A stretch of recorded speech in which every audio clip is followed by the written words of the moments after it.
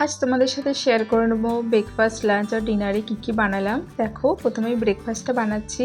তার জন্য নিয়েছি সুজি, টক দই, নুন আর জ্যাগরি পাউডার মিক্স করে একটা ব্যাটার বানিয়ে নিচ্ছি। সকালের টাইমটা খুবই তাড়াহুড়োর মধ্যে থাকি, মেয়ে স্কুল যাবে তাই তাড়াহুড়ো করেই বানাচ্ছি। সুজির চিলা বানাচ্ছি। এই চিলাটা খেতে আমার মেয়েও খুব ভালোবাসে আর আমিও, যেহেতু তাড়াহুড়ো করে হয়ে যায় তাই এটা খুবই পছন্দ। সকালের দিকে ব্রেকফাস্টে এই চিলাটা যদি তোমরাও বানাও, দেখবে খুব ইজি আর খুব তাড়াতাড়ি হয়ে যাবে।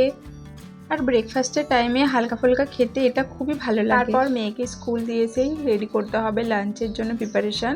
ও যেটুকু টাইম স্কুলে থাকে সেই টাইমে আমি চেষ্টা করি লাঞ্চ রেডি করে নিতে, কারণ ও আসার পর বিভিন্ন ধরনের কাজ থাকে, ওকে একটু সময় দিতে হয়। সকলেরই প্রায় সকালের টাইমটা অনেকই ব্যস্ততার মধ্যে কাটে।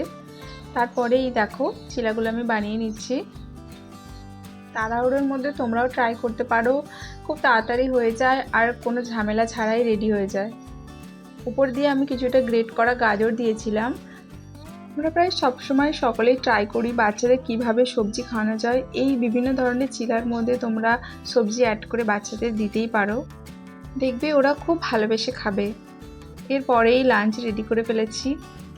লাঞ্চে নিয়েছি সাদা ভাত, স্যালাড আর নিয়েছি মুগ ডাল আর এক বাটি বাঁধাকপির তরকারি, করলা আর ভিন্ডি ভাজা। এটাই ছিল আমার সিম্পল লাঞ্চ। এরপরেই দেখো ডিনার রেডি করে ফেলেছি। রুটি বানিয়েছি, তার সঙ্গে বানিয়েছি ভেজ তড়কা।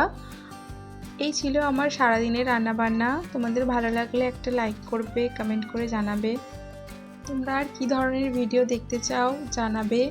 আর আমার চ্যানেলকে সাবস্ক্রাইব করতে ভুলবে না। দেখা হবে নেক্সট একটা ভিডিওতে। আজকের মতো টাটা।